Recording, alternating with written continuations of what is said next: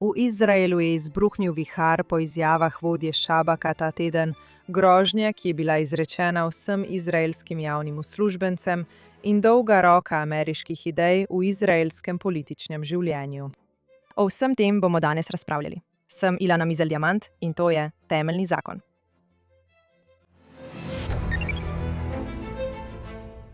Najprej najpomembnejše. Vse najboljše za 250. obletnico Amerika. Prejšnji teden nismo uspeli posneti oddaje. Torej, na življenje, l'chaim. Ampak temu se bomo vrnili že čez trenutek. Ker so vulkanski spopadi med politiko in sodiščem na vrhuncu, moramo razpravljati o tem, kaj se dogaja zdaj in kako. Nekatere ameriške ideje so pomagale, škodile in bi lahko znova pomagale pri obnovi izraelskega ustavnega reda. Danes se nam pridružuje strokovnjak za ustavno pravo Jonathan Green, avtor knjige Rogue Justice. Dobrodošel nazaj v oddaji, Jonathan. Hvala, Ilana. Vesel sem, da sem tukaj. Vedno mi je v veselje, da si z nami. Torej, kar začniva. Vodja Šabaka, načelnik Šabaka, David Zini je v torek zvečer spregovoril na dogodku inštituta Argaman, ki je seveda eden od naših sorodnih projektov za usposabljanje konzervativnega vodstva. In v nekakšnem dolgem polurnem govoru je povedal tudi nekaj, kar je pretreslo izraelsko inteligenco, medije. In to je v bistvu to, da dolguje svojo zvestobo predstavniškim vejama oblasti. To je nekaj, kar bi bilo po mojem mnenju v ameriškem okolju ali morda v drugih zahodnih demokracijah nekaj povsem običajnega. Tukaj pa je pretreslo politično življenje do temeljev. Pojasnite mi, kaj se dogaja in zakaj zaradi teh izjav izbruhne pravi pekel. Najlepša hvala, Ilana, in lepo je biti spet tukaj. Vesel sem, da ste to omenili. In vesel sem, da s tem začenjamo. Ker je ta primer z Davidom Zinijem in vodjo Šabaka odličen primer, kako izkrivljen in nor je postal del izraelske javne razprave o teh vprašanjih. David Zini, vodja Šabaka. In Šabak je seveda izraelska notranja obveščevalna služba, tako rekoč izraelski FBI. Govoril je nekaj povsem trivialnega. In to je povsem trivialno na dveh ravneh. Tako na pravni, kot na načelni ravni. In k temu se bom vrnil čez trenutek. Ampak poudaril bom, da so ga snemali. Vedeli je, da ga snemajo, kar pomeni, da to ni, veste, nekateri poskušajo to predstaviti kot nekakšno razkritje ali nekaj, kar je bilo nekako, veste, skrivaj, veste, da so bila njegova skrita mnenja odkrita in zdaj razkrita. Seveda je to povedal v povsem javnem okolju. In vse, kar je povedal, je bilo, da je kot vodja glavne izraelske notranje varnostne službe podvržen nadzoru in kontroli izvoljenih vej oblasti. Povedal bom, zakaj je to v Izraelu tako nenavadno in zakaj so vsi, oziroma ne vsi, ampak zakaj je recimo tabor sodne nadvlade ali nekateri deli tega tabora zaradi tega tako vznemirjeni. Ampak to je zelo osnovno na dveh ravneh. Ena je seveda pravna raven. Izraelska zakonska določila in zakon, ki ureja Šabak, Shin Bet, notranjo obveščevalno službo, jasno navajajo in določajo, da je Šabak pod nadzorom izvoljenih vej vlade, torej predsednika vlade. To je neposredno zapisano. To je črno na belem, kot pravimo v hebrejščini. Je izrecno in nesporno. In drugič seveda na načelni ravni, katera so najbolj temeljna spoznanja vse zahodne misli in morda se bomo k temu vrnili ob 250. obletnici Amerike. Ena izmed najbolj temeljnih spoznanj vse zahodne demokratične misli je, organi pregona, še posebej, torej ne le izvršna oblast na splošno, ampak predvsem policijske organizacije in obveščevalne službe morajo biti pod strogim nadzorom in kontrolo civilne oblasti, izvoljene civilne oblasti. Kako lahko svobodna, liberalna, demokratična družba preživi, če njeni organi pregona, vključno z obveščevalnimi agencijami, niso pod civilnim nadzorom? Kaj se torej pravzaprav dogaja? Ker so celo nekdanji vodje Šabaka in seveda vodje političnih strank, ki bodo kandidirali na volitvah, javno povedali, kako lahko sploh reče, da je zvest politikom, ne pa državi. V redu. Kako lahko nekdo, ki je do neke mere zadolžen za zaščito dejanskega izraelskega demokratičnega režima, reče kaj takega? In ne razumem, kakšen konceptualni preskok pravzaprav delajo. Torej, v zadnjih letih so izraelsko vrhovno sodišče in njegovi posredniki, tako med pravnimi svetovalci vlade, kot tudi drugje, seveda so v taboru sodne nadvlade in na politični levici razvili to noro idejo. Da so javni uslužbenci in državni uradniki ter vladni zaposleni tudi na najvišjih ravneh ki imajo največjo moč, dolžni svojo zvestobo ali pa so dolžni, njihova prednostna naloga ali njihove obveznosti so do same države, države kot take, ali pa včasih rečejo do javnega interesa. In težava je v tem, da to na papirju zveni lepo in morda zveni tudi nekoliko prepričljivo. Seveda imajo vsi javni uslužbenci dolžnost do države, da ščitijo interese in spodbujajo interese države. A na koncu to postane popolna abstrakcija. In kar v resnici mislijo s tem, ko to rečejo, je zvestoba in lojalnost Vrhovnemu sodišču ter zvestoba in lojalnost njegovim podaljškom. In v bistvu pravna elita, ki jo obvladuje politična levica, določa pravila za te ljudi. In to je neverjeten preobrat, terminološki preobrat, ki so ga naredili, ker govorijo o neodvisnosti, kaj ne? Neodvisnost organov pregona, neodvisnost zakonsko ustanovljenih ali vladnih agencij in tako naprej. In običajno to druge pomeni neodvisnost od neposrednega vmešavanja v posamezne odločitve, kaj ne? Ne pričakujemo, da bi predsednik vlade ali izvoljena vlada narekovala Šabaku, koga naj preiskuje ali kako naj preiskuje ali, veste, podrobnosti njihovega dela. Vsekakor pa pričakujemo, da ima izvoljena vlada popoln nadzor in pregled nad temi agencijami. To vključuje tudi določanje prioritet. To vključuje tudi splošne smernice glede razporejanja virov. To vključuje tudi možnost zaposlovanja in odpuščanja ključnih ljudi v teh organizacijah, če se njihovo vedenje izkaže za nezadovoljivo. In to je tisto, kar je storila levica v Izraelu in tabor sodnih supremasistov. Pomešali so pojem običajne neodvisnosti, ki pomeni, da bi morale imeti te agencije določeno stopnjo neodvisnosti, politiki ne bi smeli redno posegati vanje zgolj po svoji muhavosti. In to idejo so pomešali z zelo strašljivo idejo neodvisnosti, oziroma kot temu včasih pravijo, avtonomije, kar po njihovem pomeni, da bi morale biti te organizacije popolnoma svobodne.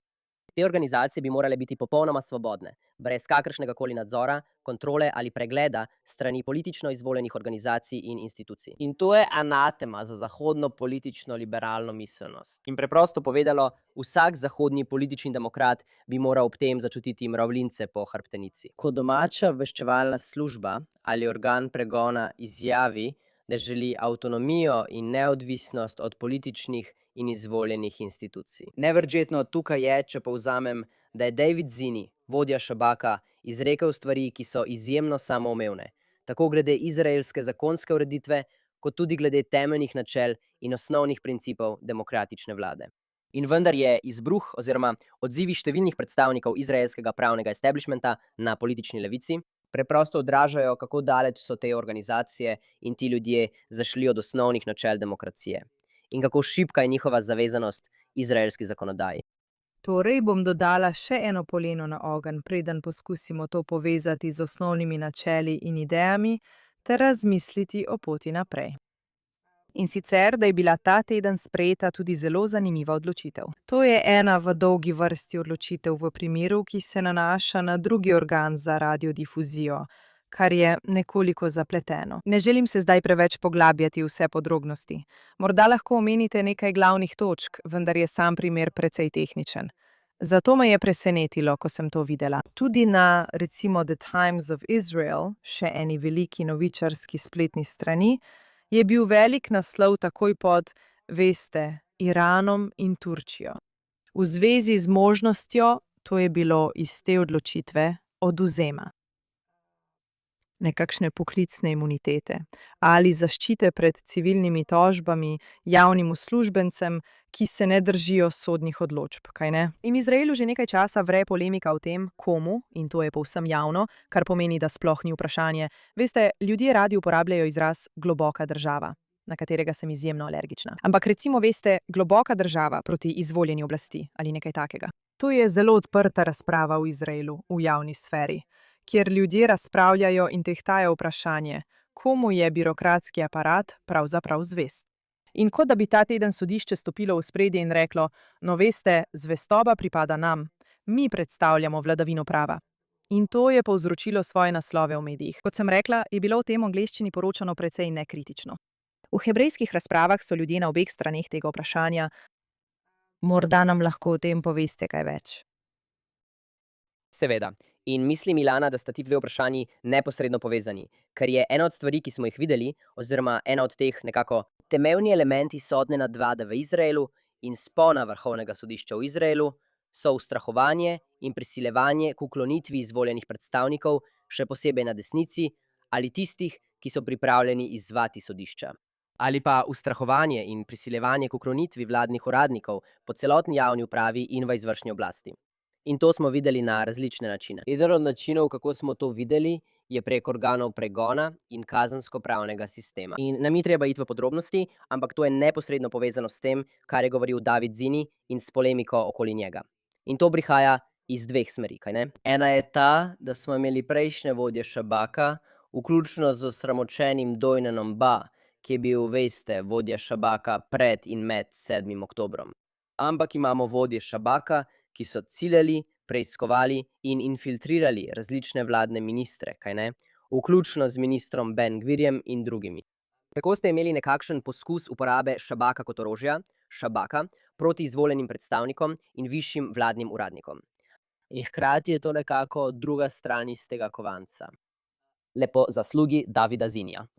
Je bila ogromna težava vojaške generalne tožilke in njenega grozljivega ravnanja v zvezi s posnetkom iz Dehtemana in tako naprej. In njena, veste, zelo očitna, pokvarjena in nezakonita dejanja, domnevno nezakonita dejanja. To je bilo razkrito samo zaradi odločnega ukrepanja te osebe, Davida Zinija, ki ni bil pripravljen ukloniti se pravosodnemu establishmentu. V redu, kako je vse to povezano s tem, kar ste pravkar omenili? Izraelsko vrhovno sodišče je pred kratkim namignilo oziroma zelo jasno nakazalo, da če vladni uradniki ne začnejo, ne bodo upoštevali odredb sodišča, tudi če so te očitno, jasno nezakonite. Kaj ne? Torej, tudi če sodišče izda očitno, jasno nezakonito odredbo, ki neposredno nasprotuje črki zakona, sodišče pravi, hej, če si vladni uradnik in tega ne upoštevaš, tudi če imaš mimogrede ukaz, zakonit ukaz svojega nadrejenega, kaj ne? Imel si zakonit ukaz svojega nadrejenega po zakonu. Če tega ne upoštevaš, boš izpostavljen civilni odgovornosti. Različne stranke te bodo lahko tožile za odškodnino. In razlog, zakaj je to na več ravneh nenavadno, je prvič, nič v izraelskem odškodninskem pravu tega ne pravi, kaj ne? Obstaja izraelska odškodninska uredba, to je glavni zakonski akt, ki ureja izraelsko odškodninsko pravo. In ta izraelski odškodninski zakon daje široko imuniteto javnim uslužbencem in državnim zaposlenim pred osebno odgovornostjo. Kaj ne? Država je lahko odgovorna. Še vedno lahko tožite državo zaradi nezakonitega ali malomarnega ravnanja vlade in podobno. Ampak običajno ne morete osebno tožiti konkretnega posameznika za odškodnino zaradi tega, kar je storil. Sodišče pravi, hej, če za trenutek odmislimo celoten kazenski pravni vidik, če ne boste začeli izpolnjevati tega, kar pravimo, da morate storiti, čeprav je to očitno nezakonito, vas bomo začeli izpostavljati civilnim tožbam in boste osebno odgovorni. Kaj ne? Vaša lastnina, vaša svoboda, veste, vaše celotno premoženje kot posameznika in kot družine je lahko ogroženo. Ker bomo ljudem dovolili, da vas tožijo samo zato, ker upoštevate navodila svojih nadrejenih. Samo zato, ker ravnate v skladu z jasnimi zakonskimi določbami in ukrepate zakonito. Tako da mislim, da je to lahko zelo resen razvoj v uveljavljanju moči sodišča nad izraelsko izvršno oblastjo. Prav. In samo da poudarim, govorite o dejanjih, ki so očitno zakonita po zakonu, ne o tistih, ki so recimo očitno nezakonita. In katerim bi kljub temu pritrdili? Ali pa, veste, izvajali dejanja, kjer bi morali biti v teoriji odprti za neko vrsto sankcije. Moram celo reči, da v Izraelu in v večini jurisdikcij, tudi ko je dejanje očitno nezakonito, imajo ljudje pogosto še vedno civilno odgovornost ali imuniteto. Ampak to tukaj sploh ni tak primer. Se pravi, govorimo o zadevah, ki so povsem dovoljene, povsem v okviru zakonskih določb. In vendar sodišče pravi, da morate dati prednost našim nezakonitim, nelegalnim ukazom in odlokom pred jasno, očitno, nedvoumno črko zakona. In če tega ne storite, vas bomo izpostavili civilni odgovornosti. Jaz bi to celo nekoliko drugače povedala. Mislim, da sodišče pravi, da se morate držati tega, kar mi rečemo, ker je to zakon. In ne tistega drugega. To me spominja na Thomasa Clarensa, ki pravi, sodnik Thomas Clarence, v Ameriki pravi, veste, če Če se popolnoma držimo precedensov, potem pravimo, da so sodne odločitve nad ustavo. Ker če so napačne in se jih moramo še vedno držati, potem pravimo, da so višjega reda kot ustava. To je seveda tisto, kar sodišče pravi. In sodišče to jasno pravi. In Ilana, popolnoma prav imaš. In kmalu bomo prišli na temo idej. Ampak dejstvo je, da bi veliko takšnih primerov lahko spadalo pod ustavno področje, kar bi pomenilo, da bi skoraj vsakdo lahko tožil in šel neposredno na vrhovno sodišče, kar bi te ljudi res pustilo ranljive. To je ogromen Damoklejev meč, ki visi nad njihovimi glavami, o katerem, kot sem že prej rekla, poročajo, kot da gre za obrambo vladavine prava. In čeprav sem vedno pripravljena prisluhniti drugim argumentom, je forum, ki sva ga skupaj ustanovili, namenjen temu, da da prostor vsem tem argumentom. In to tudi bomo storili. To se mi zdi tako. Brez primere, kaj ne? In veš, brez namena igre besed, to res zahteva, da o tem govorimo zelo neposredno. In kaj bi to lahko pomenilo za življenje ljudi? Ko smo danes prvič razmišljali o pripravi te oddaje, smo jo nameravali začeti drugače. S pogovorom o 250. rojstnem dnevu Amerike. Amerika. Obožujemo Ameriko. Tako smo navdušeni, da Amerika obstaja, da razsvetljuje svet, da je svetilnik, ki sveti na hribu, svetilnik svobode po vsem svetu. Ponosna sem, da sem Američanka. In stvar je, da sem v zadnjih nekaj letih, ko sem delala na področju izobraževanja v izraelskem pravnem prostoru, opazila nekakšen dvojni pristop do ameriških idej. Kar pomeni, in o tem bomo govorili. Do neke mere je veliko tega, kar se je zgodilo v izraelskem pravu, bodisi nekako nenadzorovano ali pa izjemno nadzorovano. Ogromen razvoj v zadnjih desetletjih se navezuje na ameriške ideje, ki tam nikoli niso bile v celoti uresničene. In mislim tudi, da obstaja cel niz drugih idej iz anglosaksonske tradicije, ki so med drugim v celoti zaživele v Združenih državah, kjer, če bi nekatere od teh idej uporabili ali jih premislili v izraelskem kontekstu, bi bil Izrael v veliko boljšem položaju. Zato bi rada začela z vami, preden se preveč osredotočimo na naše težave. Rekli ste nekaj zanimivega v vlogi, ki so jo ameriške ideje dejansko igrale ob ustanovitvi Izraela. In to je bilo tudi nekoliko presenetljivo, ker je Izrael seveda podedoval nekaj britanskega sistema vladanja in popolnoma drugačen način razmišljanja o odnosih med državljani in državo, ekonomiji in tako naprej. Torej, zakaj ne bi začeli tam, potem pa bomo hitro prešli na to, kaj se je začelo dogajati v 80. letih in kasneje. Seveda, mislim, da je to odličen prehod k temu. Ena od stvari, ki jih vidimo pri ustanovitvi države Izrael, je, da je to v mnogih pogledih res. Izrasla je iz britanskega pravnega sistema common law. Obstajajo tudi vse vrste drugih elementov, ki jih je očitno podedovala od Britancev in iskreno tudi od Osmanov. In mešanica drugih pravnih kultur in vladnih konceptov ter podobno. Seveda pa obstaja hkrati veliko res zanimivih vzporednic med Izraelom in ZDA. V mnogih pogledih in bile so nekako, vedno očitne in nekako naravne. Ena ironično, je bil prav odpor proti Britancem v določenem smislu, kaj ne? Imate majhno državo ali novo državo, ki nekako nastaja izpod britanske kolonialne ali polkolonialne oblasti in mislim, da so tu vzporednice. Drugič, imeli ste državo, ki so jo v mnogih pogledih ustanovili begunci za begunce. Seveda, v Izraelu ni šlo le za begunce na splošno. Bila je za judovske begunce ali za Jude po vsem svetu. Ampak mislim, da so tam še vedno zelo podobni elementi in vzporednice. Imeli ste tudi nekakšno miselnost outsiderja, kaj ne? Boj proti vsem pričakovanjem. Da, Izrael se ni boril proti Angliji. Bojeval se je proti 7 arabskim vojskam. Ampak v obeh primerih ste imeli kakšno razdrobljeno, precej slabšo vojaško silo, ki se je borila proti premočnemu nasprotniku in kljub temu razglasila zmago za svojo neodvisnost. In mislim, da lahko vidimo še veliko drugih splošnih vzporednic. In mislim, da je še ena bolj zanimiva točka, pa bom rekel še drugače. Veste, na splošno, tukaj sta dve zanimivi točki, za kateri ljudje pogosto ne vedo ali pa o njih ne razmišljajo.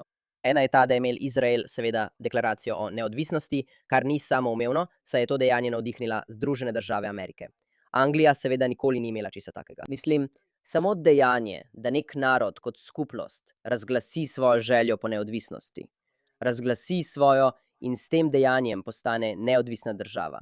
To je seveda globoko ameriško in globoko navdihnjeno z ameriško tradicijo. Ampak bolj natančno, in to je nekaj, česar ljudje ne vedo, je prvi osnutek izraelske deklaracije o neodvisnosti močno črpal iz ameriške deklaracije o neodvisnosti. In obstaja pomembna raziskava o tem. Obstaja odličen esej Jorama Šaharja, pa tudi poglavje, mislim, v knjigi Nila Ragačevskega. O deklaraciji o neodvisnosti, kjer popisujejo nekakšno zgodovino in razvoj tega, kjer je prvi človek, ki je pripravil osnutek. To je bil srednje rangirani nekakšen mlajši pravnik v Izraelu, v Tel Avivu, ki je bil zadolžen za pripravo prvega osnutka oziroma prvi poskus osnutka deklaracije o neodvisnosti. In prva stvar, ki jo naredi, je, da odpre ameriško deklaracijo o neodvisnosti in prepiše različne dele in odstavke iz nje v svoj prvi osnutek. Seveda pa je ta osnutek skozi čas, ko se je razvijal in sčasoma dozorel v trenutno deklaracijo o neodvisnosti, doživel veliko sprememb. Danes je težko prepoznati te dele, vendar lahko jasno vidite nekatere od teh odmevov. In samo da jih nekaj omenim, mislim, da so eni izmed največjih. Prav sama ideja naravne pravice, ne le naroda, kaj ne? Veste, neodtujljive pravice posameznikov v odnosu do vlade, ampak naravna pravica naroda, kaj ne? Mi ljudstvo, ideja o deklaraciji o neodvisnosti, o pravici ljudstva, da oblikuje svojo vlado, da jo ukine in tako naprej. To je nekaj, kar se odraža tudi v izraelski deklaraciji o neodvisnosti, ki govori o naravni pravici judovskega naroda v deželi Izrael in tako naprej.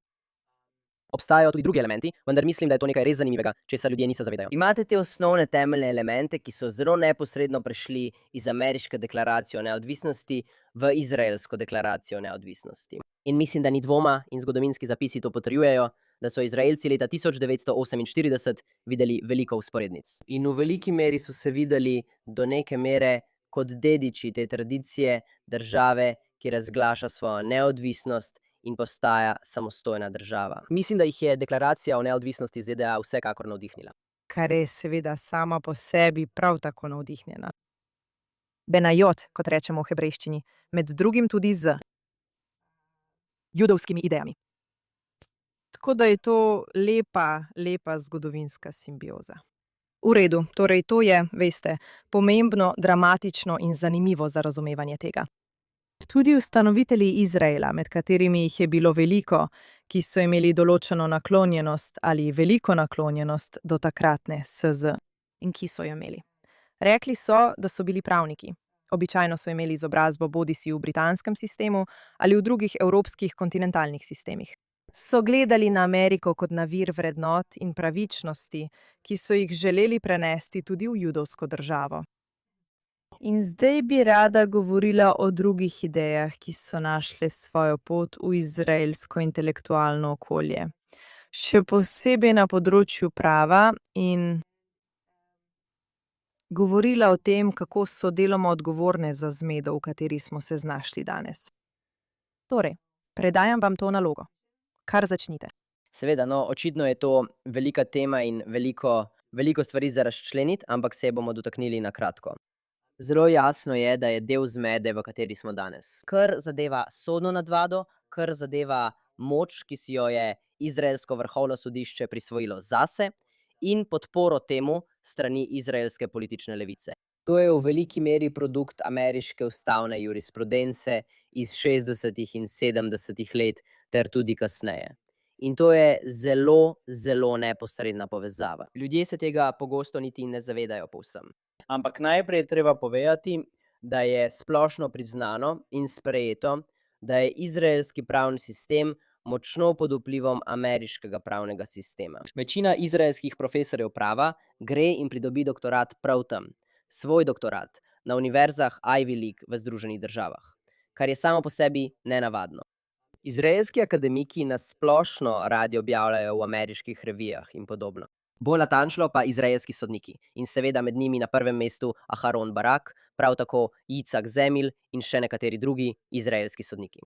Izrecno, zavestno, namerno so gledali na Ameriko kot na vir navdiha in kot vir, iz katerega so črpali številna svoja ustavna načela in svoje ustavne revolucije. A še veliko bolj natančno, in tukaj postane stvar zanimiva, nažalost ni šlo zgolj za to, da bi gledali na Ameriko kot celoto in kot tako, ter prevzeli celoten sveženj ameriških načel in ameriških ustavnih tradicij.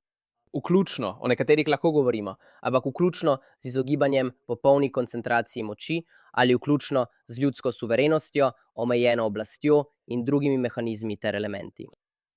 Kar je naredilo izraelsko vrhovno sodišče, kar je naredil Aharon Barak, je bilo, da so pogledali zelo specifične elemente ameriške sodne prakse v 60. in 70. letih. Torej gledamo na Warrenovo sodišče, kasneje Burgerjevo sodišče in kasneje na nekatere druge elemente ameriške ustavne sodne prakse. In izraelsko vrhovno sodišče, še posebej Aharon Barak, je pogledalo na določene doktrine, ki jih je razvilo ameriško vrhovno sodišče. Posebej s teorij, kot so substantive due process oziroma živi konstitucionalizem ali zelo široka in ustvarjalna vizija razlage zakonov, ustavne razlage in sodniške vloge. Samo za trenutek se ustavimo, ker niso vsi, ki gledajo oddajo, pravniki. Zato bi rada vzela nekaj teh stvari in jih razložila v enem stavku. V enem stavku, veš? Seveda. Torej, imeli smo obdobje na Vrhovnem sodišču ZDA, posebej v 60. in 70. letih, ter še nekoliko kasneje, ki je nato počasi zamrlo, vendar je bilo to vrhunsko obdobje ameriške ustavne sodne prakse, v katerem je Vrhovno sodišče postalo bolj ustvarjalno kot kdajkoli prej in bolj liberalno kot kdajkoli prej. Ne mislim samo politične levice, mislim liberalno v smislu načina, kako je razlagalo in uporabljalo zakone. In kar je vrhovno sodišče ZDA storilo v tistih letih, je bilo to, da je razvilo niz doktrin, ki so mu v bistvu omogočile, da je prezrlo besedilo ustave, ustavilo določbe v ustavo, ki tam nikoli niso bile ali pa nikoli niso bile mišljene, da bi bile tam. In v bistvu je Vrhovno sodišče ZDA in njegovi sodniki postalo nekakšni avtorji nove ameriške ustave. In včasih so to storili zelo eksplicitno, kar pomeni, da so rekli, veste, mi sodniki nekako usmerjamo sodobno družbeno razpoloženje skozi ustavo in skozi sodišče. In mi to usmerjamo v javno življenje in v zakone ter podobno. Tako, in to velja za precej radikalen odmik od prejšnje sodne prakse in tradicij Vrhovnega sodišča Združenih držav Amerike. In to je v mnogih pogledih sprožilo val po vsem svetu, še posebej v Izraelu, kjer so številna druga sodišča in sodniki po svetu pogledali na to in rekli: počakaj, tudi mi lahko to naredimo. Če si lahko sodniki v ZDA to privoščijo, mi v takšni državi, kot so ZDA, kjer te ideje jemljajo tako resno, potem morda lahko tudi mi to naredimo. In tukaj sta Aharon Barak in izraelsko vrhovno sodišče črpala toliko navdiha od teh sodnikov in njihovih specifičnih doktrin. In rekli so, hej, tudi mi lahko povzročimo podobno vrsto revolucije. Kjer sodnikom dodelimo ogromno moč pri oblikovanju politike, v kateri si prisvajamo določene pristojnosti, avtoriteto in privilegije, ki jih sodniki prej niso nikoli imeli. In kar je najpomembneje, ker lahko nekako opustimo pravo, kot ga poznamo, in začnemo sprejemati sodne odločitve, v bistvu odloke, samovoljne, enostranske odloke, ki nimajo nobene podlage v pravnem besedilu, pravni zgodovini ali pravni tradiciji. In to je začelo početi izraelsko vrhovno sodišče. Prav. Za namen zagotavljanja pravičnosti. Prav. Za domnevno razsvetljene cilje, kaj ne? Ne glede na to, ali gre za pravičnost, človekove pravice, demokracijo na splošno ali katerokoli drugo abstraktno in nejasno načelo, na katero se želiš sklicevati. In kot povsem pravilno opažate, ja. Torej, sodniki so to vedno počeli pod pretvezo in morda v iskrenem prepričanju, da uveljavljajo neko resnično pomembno načelo v demokraciji in svobodni družbi. Toda dejanski rezultat je bil vedno, in to velja za Ameriko, veljalo je za Ameriko, danes pa velja za Izrael. Je preprosto narekovanje politike, pravil in rezultatov družbi strani neizvoljene skupine birokratov. Če bi se pogovarjali samo midva, bi rekla, da je odličen primer tega, kako velik poudarek v pravnih študijah namenjajo Ronaldu Dworkinu. Ampak nisva samo midva, ki govoriva. Zato bi dejansko rada, ko govorimo o, recimo, prevladi teh idej ali o njihovi izpostavljenosti, je, da vzamemo dejanski primer, kjer so te ideje prišle do izraza, kjer so morda spremenile izid v primerjavi s tem, kar bi izraelsko sodišče morda storilo pred nekaj desetletji. Če izbereš Haredim, bova verjetno na koncu razpravljali o rezultatu, ampak lahko izbereš katerokoli temo. Izbira je odprta. Ne, absolutno. Mislim, da je ta problem resnično prežemal sodno prakso Vrhovnega sodišča. V smislu, da lahko najdeš odmeve tega radikalnega ameriškega pristopa, ki smo ga našli in ki je bil uvožen v Izrael. In v tem smislu je skoraj enostavno, ker lahko pri skoraj vsaki pomembni aktivistični odločitvi Vrhovnega sodišča v zadnjih 3-4 desetletjih natančno prepoznamo, kje so ameriški radikalni aktivistični izvori. In dal bom nekaj primerov. Povedal bom samo eno stvar, ki je zame pomembna omeniti v tem kontekstu uvoza tega ameriškega radikalnega aktivističnega pristopa, ki v resnici ne prevladuje več v ameriški pravni praksi. Morda se bo nekoč vrnil, zagotovo pa ne na Vrhovno sodišče. Prva stvar je, da je tukaj ironija, ker danes nekateri Izraelci pravijo, da ne bi smeli uvažati stvari iz drugih držav, kaj ne? Ne bi smeli uvažati mehanizmov ali stvari iz drugih držav, veste, brez da bi to storili na celosten, celovit, prefinjen in niansiran način. In vendar je prav to naredilo izraelsko vrhovno sodišče. In to je druga plat tega. To je tukaj pomembno. Kaj je naredilo izraelsko vrhovno sodišče? Uvozilo je nekatere od teh radikalnih elementov in prepričan sem, da bomo o tem še govorili čez trenutek. Ampak uvozilo jih je. Brez kakršnihkoli običajnih, omilitvenih, uravnoteževalnih mehanizmov ali načel, ki jih imate v Združenih državah. Tako imate ta surov kos, surove sodne moči, to surovo, kot je rekel Joshua Kleinfeld, to surovo utripajočo sodno moč, ki ga je izraelsko vrhovno sodišče prevzelo od ameriškega vrhovnega sodišča. Toda to je storilo brez kakršnihkoli omejevalnih dejavnikov, ki obstajajo in omejujejo ter zadržujejo celo to moč v ameriškem sistemu. In to je eden od razlogov, zakaj je v Izraelu lahko ta moč ušla izpod nadzora ali podivjala. Morda se bomo k temu še vrnili, ampak pogovorimo se o nekaterih primerih, ker ste za to prosili. Da, en primer je vpoklic Haredijev, ne zato, in seveda lahko zelo dolgo govorimo o vpoklicu Haredijev in nesoglasjih glede te teme. Jaz osebno zelo podpiram, da bi da bi Harediji služili v izraelski vojski in bili polnopravni člani izraelske družbe na splošno. In vprašanje je, kako priti do te točke. Ampak kaj je jasno, oziroma kakšna je povezava, ki jo tukaj vidimo med vrhovnimi sodišči? Pripravljenost vpletati se v tako ostro, sporno javno polemiko in B, s tako malo pravne podlage kakršnekoli vrste. In eden izmed primerov, ki se mi zdijo najbolj relevantni iz ZDA, je primer Roe proti Wade. Wade in vprašanje pravice do splava, ustavne pravice do splava v Združenih državah. In ena od stvari, ki jih je sodnik Scalia povedal v primeru Planned Parenthood proti Caseyju leta 1992, in to je še en primer v zvezi z Roe proti Wade, Wade in pravice do splava, kjer je vrhovno sodišče nekako potrdilo odločitev Roe proti Wade. Wade, oziroma potrdilo pravico do splava v ZDA. Sodnik Scalia je v odklonilnem ločenem mnenju dejal, da s tem samo še bolj zaostrujejo to vprašanje in s tem samo še bolj utrjujete in otežujete to vprašanje. Namesto da bi javnosti dovolili, da pride do kompromisa, namesto da bi javnosti dovolili, da se o tem pogovori in sprejme lastne odločitve. Skozi politični proces in javno razpravo bi morali do tega priti sami, vi pa to rešitev, ta izid, vsiljujete družbi, ne da bi dovolili, da gre skozi ta proces, ki je za to potreben. In na ta način stvari še poslabšujete. In to je v mnogih pogledih tisto, kar se je zgodilo v Izraelu, z izjemo ultraortodoksnih glede služenja vojaškega roka. Ker se je sodišče v to vprašanje vmešavalo brez pravne podlage, nezakonito, že od leta 1988, od znamenite sodbe Ressler iz leta 1988, ko je odločilo, da je to zadeva, o kateri lahko sodišče odloča. In to se vleče naprej in naprej. Seveda moram povedati, da o tem obširno govorim v svoji knjigi. Svoje knjige še nisem dovolj omenil, ampak Rogue Justice, vzpon sodne nadvlade v Izraelu, dobite jo na Amazonu. Ampak o tem zelo podrobno govorim v svoji knjigi.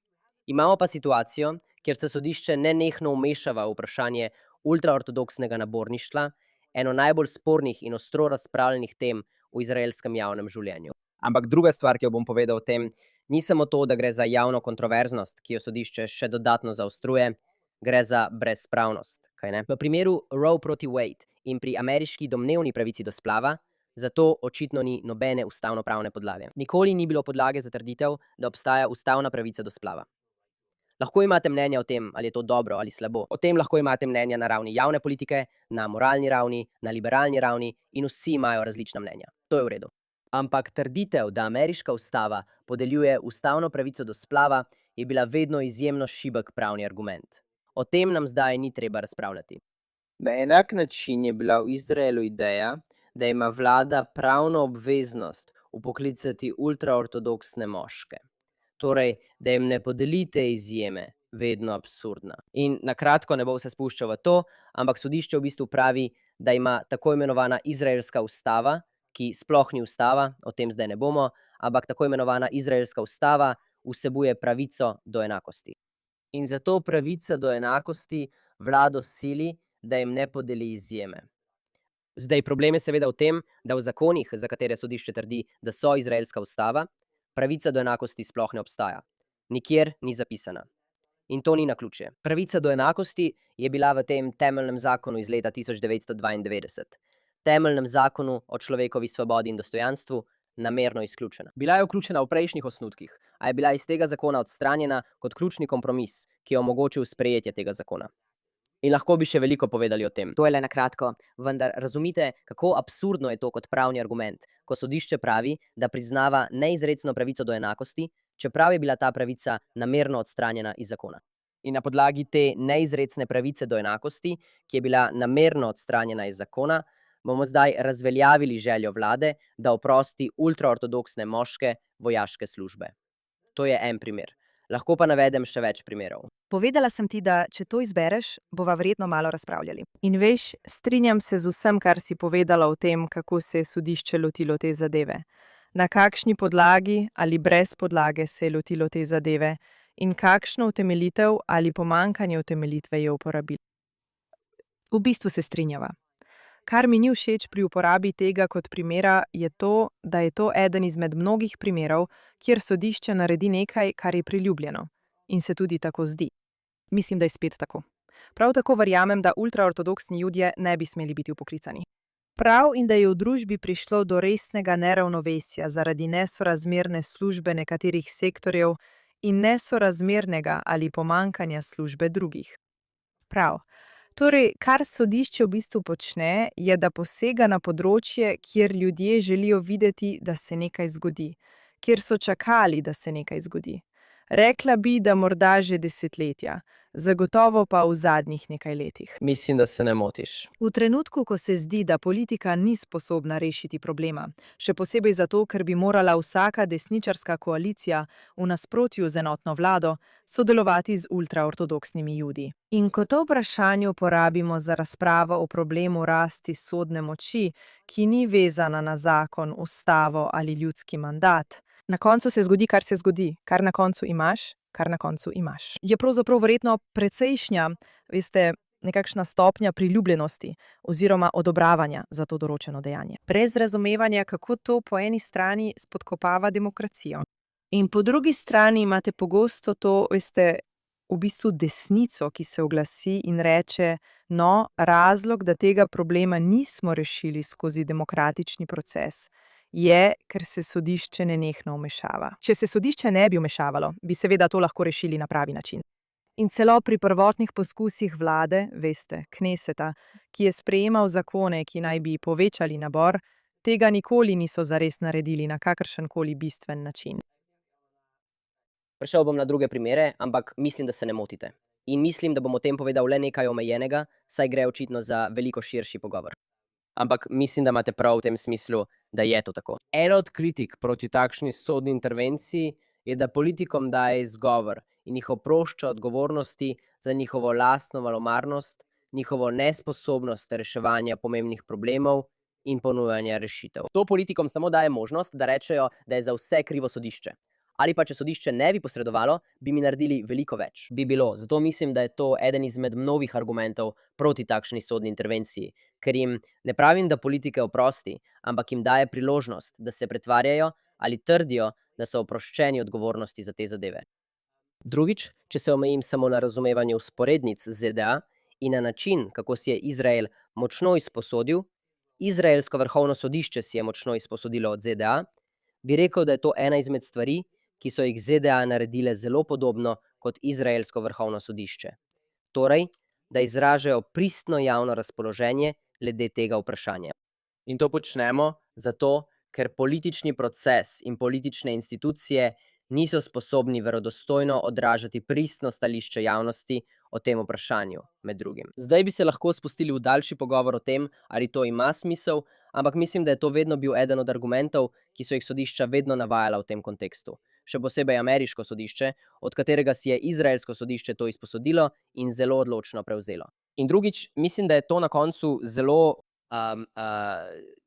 slab argument, tako z pravnega vidika, kot tudi z vidika javne politike. Ampak popolnoma se strinjam, da je zelo privlačen.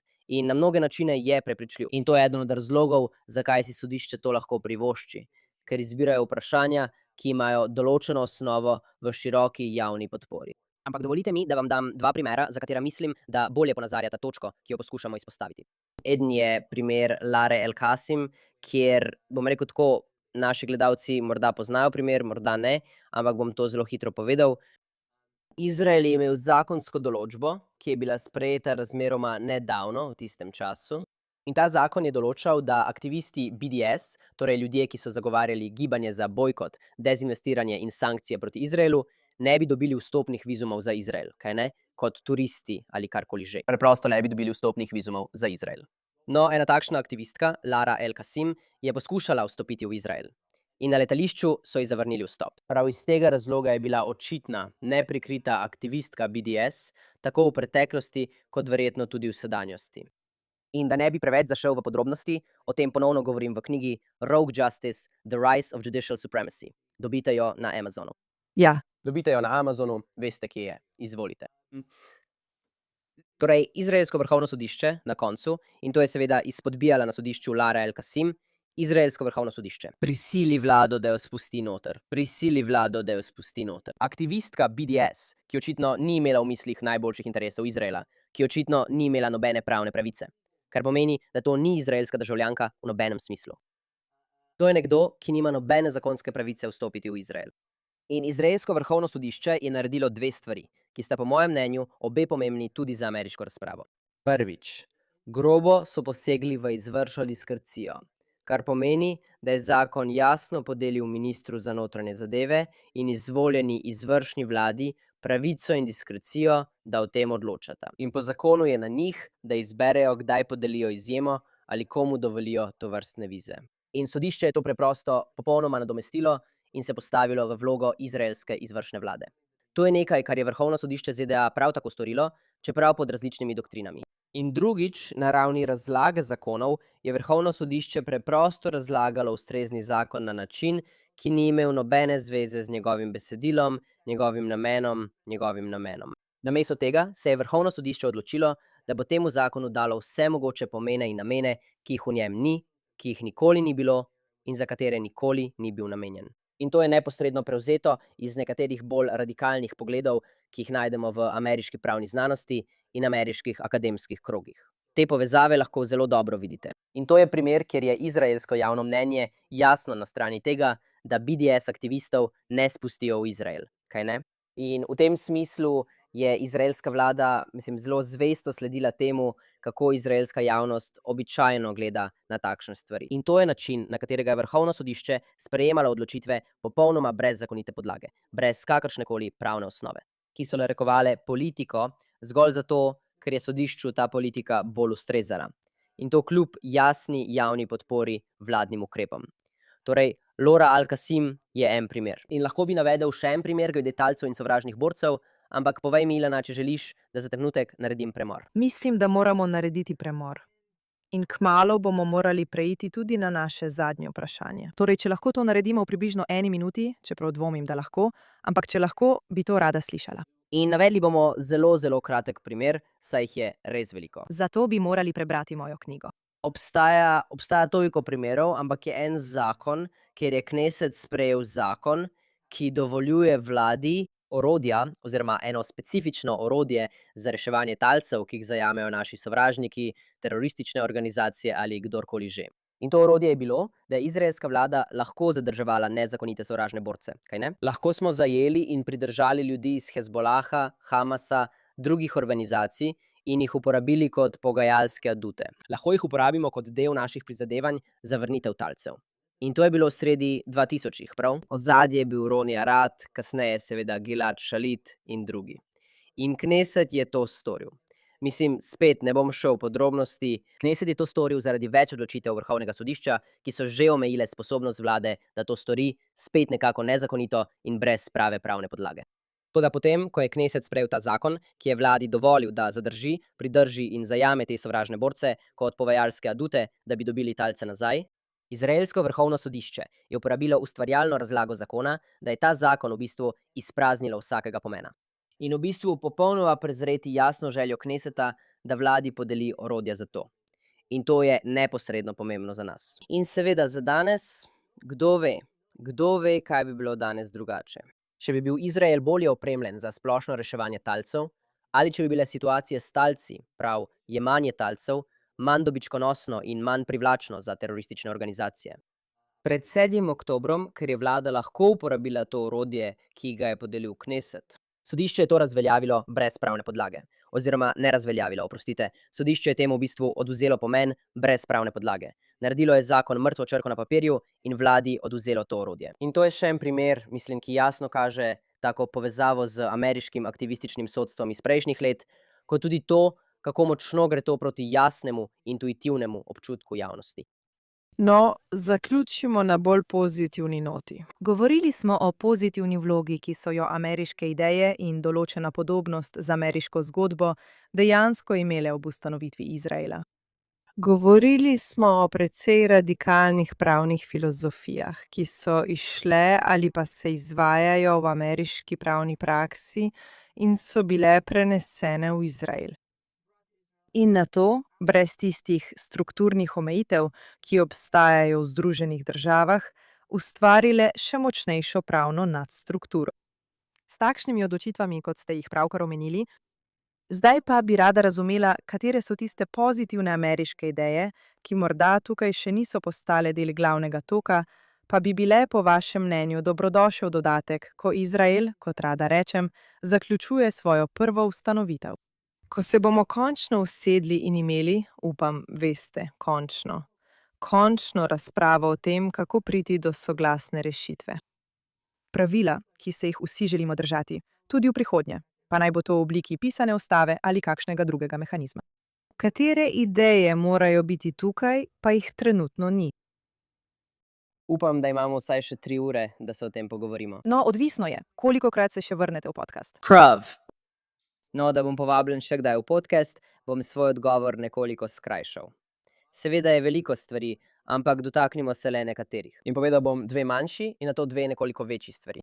Seveda je Amerika od deklaracije in ustave do danes resnično branik dobrega vladanja, vrline, izjemnega in fenomenalnega sistema vladanja, svobode in demokracije. In se lahko vse države veliko naučijo od Združenih držav. In vsi bi morali praznovati 250. obletnico Amerike in navdih, ki ga je predstavljala za svet in za svobodo povsod. Bolj natančno, obstajata 2 stvari, ki ju povem nekoliko ne povsem šaljivo. Ampak 2 stvari, ki bi si želel, da bi jih Izrael prevzel iz ameriške pravne prakse, iz ameriške ustavne tradicije. Ena je tako imenovana Ashwanderjeva pravila. Ne bom se spuščal v podrobnosti, ampak zelo znano je, da je sodnik Brandeis z ameriškega vrhovnega sodišča razvil niz pravil sodne zadržanosti do izvoljenih predstavnikov in do kongresa. In to je nekaj, za kar so se izraelski akademiki občasno zavzemali, vendar zgolj upoštevanje tega niza pravil o tem, kdaj in kako razveljaviti zakone, je majhna sprememba, kajne? Druga stvar je seveda nekoliko šaljivo rečeno originalizem in tekstualizem, ter resnično iskren poskus izvajanja zakona takšnega, kot je. Kot to nakazujejo njihove besede, kot to nakazujeta dejanska zgodovina in pomen teh besed. To je nekaj, kar žal zelo manjka v izraelski sodni praksi in v načinu, kako izraelsko vrhovno sodišče opravlja svoje delo. Tako da veste, obrat k tekstualizmu in originalizmu v Ameriki je bil izjemno pozitiven razvoj. In to je nekaj, kar bi si želel, da bi Izrael lahko postopoma sprejel in uvedel v izraelski pravni sistem in sodišča.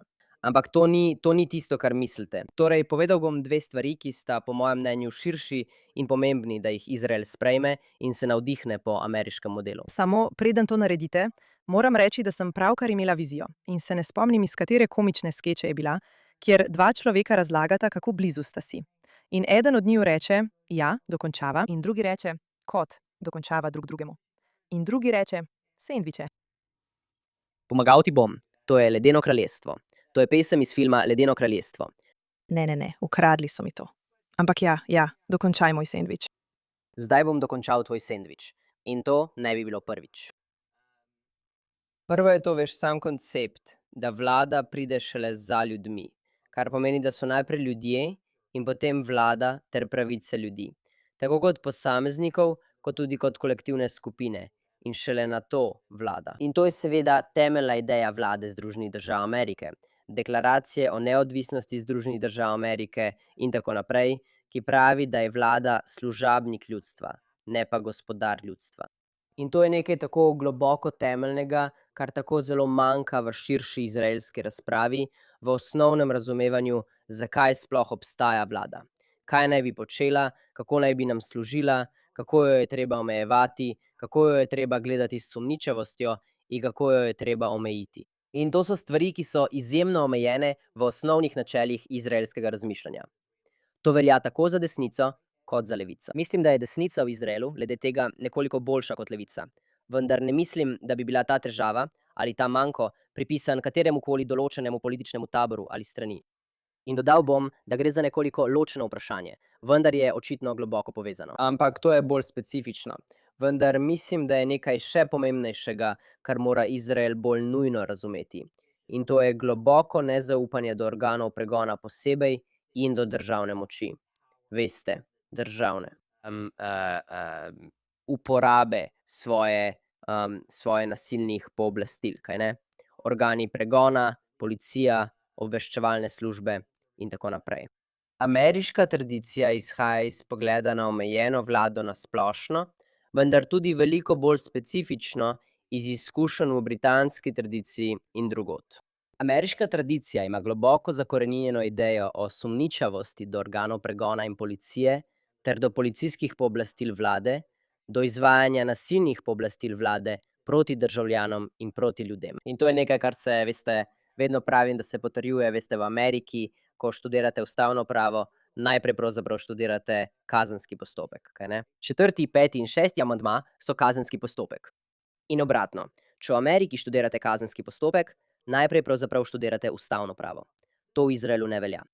In Izraelci intuitivno ne povezujejo svobodne družbe, ustavne družbe z omejeno vlado in tega, kar je prirojeno. Stroge omejitve za organe pregona in kako lahko organi pregona nadzorujejo, posegajo ali omejujejo izraelske državljane ter posameznike in skupine v izraelski družbi. Da bom bolj konkreten, mislim, da bi Izrael veliko pridobil, če bi bolje razumel ameriški vpogled v individualne svoboščine ter nezaupljivost do organov pregona ter njihov nadzor. Mislim, da so to ene največjih stvari, ki se jih mora Izrael danes naučiti od Amerike. In vi, samo dodal bom, da ste govorili o ustanoviteljih oziroma o dokončanju izraelskega ustanavljanja. V svoji knjigi pišem, da je bil Izrael leta 1948 sestavljen samo iz ustanoviteljev, brez snovalcev ustavne ureditve. Seveda, ker smo imeli to izjemno skupino ljudi, ki so ustanovili to državo, a zelo malo ljudi, ki so imeli znanje o državništvu in priložnost, da bi dejansko zgradili sistem na način, kot so to storili Američani. In zato se strinjam s tabo, da je zdaj čas za snovalce ustavne ureditve. Zdaj je čas, da pridejo snovalci ustavne ureditve, res da nekoliko z zamudo, ampak zdaj je čas, da pridejo snovalci ustavne ureditve in sestavijo popolnejšo zvezo, kaj ne? In boljši sistem vladanja, ki bo služil Izraelu. In vsekakor bi se morali zgledovati po Ameriki, tako v njenem trenutku nastanka, kot v njenem ustavnem trenutku. In seveda, vse do danes, do njene 250. obletnice. Zelo upam, da forum, ki nadaljuje delo, ki smo ga začeli skupaj, pomaga oblikovati ljudi, ki bodo prevzeli to poslanstvo. In seveda bom zaključila z 80. omembo vaše knjige, ki bi jo ljudje res morali prebrati. Tisi Tajžgi Lena.